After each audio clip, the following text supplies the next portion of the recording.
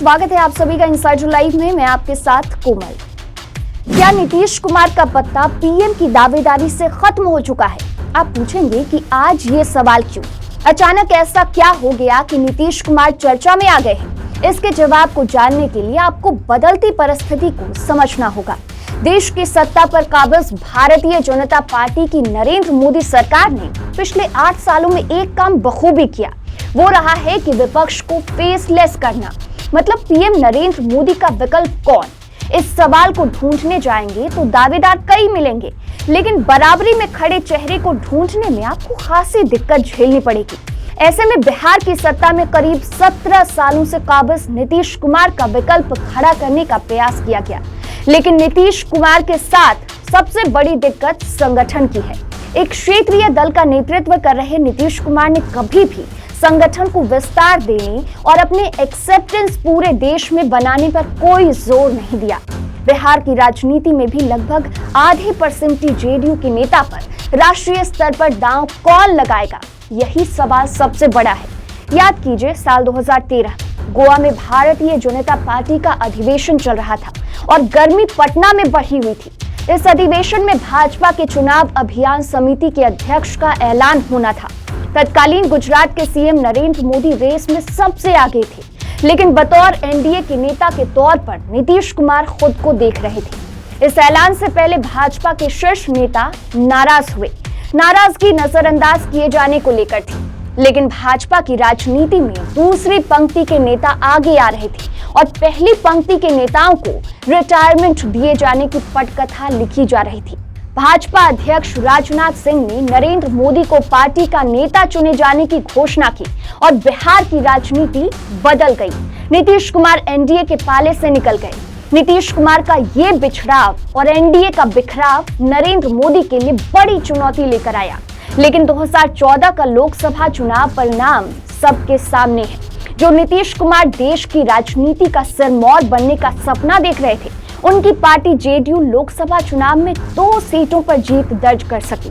Party सभी 40 सीटों पर लड़ी थी, लेकिन मोदी लहर के आगे जेडीयू के एक ना चली। सपना टूटा तो बिहार की सत्ता छोड़ और जीतन राम मांझी को सत्ता का खड़ाऊ दे नीतीश अज्ञातवास पर चले गए।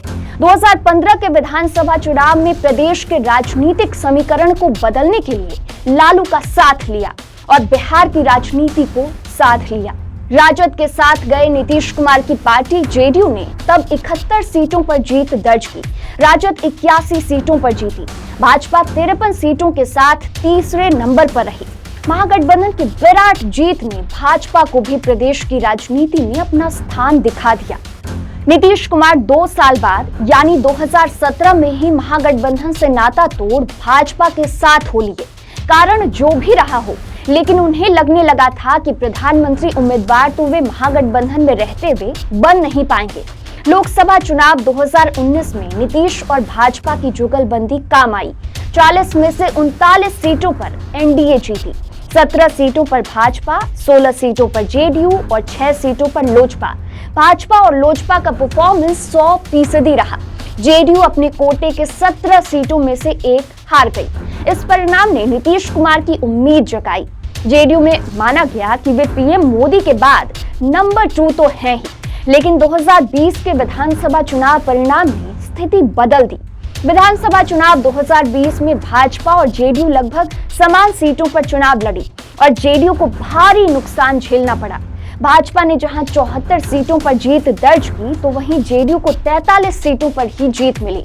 प्रदेश की विधानसभा में 75 सीटों के साथ राजद एक बार फिर से पहले नंबर की पार्टी बनी।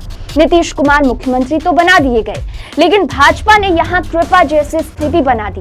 नीतीश कुमार एनडीए में अपनी जो भूमिका देख रहे थे, वो कृपा पात्र बनते ही खत्म होने लगी। नीतीश समझ गए कि एनडीए में उनकी स्थिति कुछ वैसी ही है जैसी 2017 में महागठबंधन में थी। अगस्त 2022 आते आते नीतीश कुमार ने एक बार फिर से पाला बदल लिया, महागठबंधन के साथ हो गए। अगस्त 2022 में बिहार की राजनीति में बड़ा बदलाव हुआ। करीब 7 राजनीतिक दलों को एक साथ जोड़ने में नीतीश कुमार कामयाब हुए। नीतीश के साथ राजद, कांग्रेस के साथ साथ वाम दल भी आ गए। भाजपा को सत्ता से हटाने का फॉर्मूला लेकर तमाम दलों को साधने नीतीश कुमार दिल्ली तक गए। समाजवादी पार्टी, टीआरएस जो कि अब बीआरएस है, जेडीएस, एनसीपी समेत तमाम दलों को साधने की कोशिश की, लेकिन आशातीत सफलता नहीं मिली। वहीं देश की राजनीति के मुख्य विपक्ष दल कांग्रेस की ओर से अब अलग राजनीतिक समीकरण बनाने का प्रयास किया जा रहा है।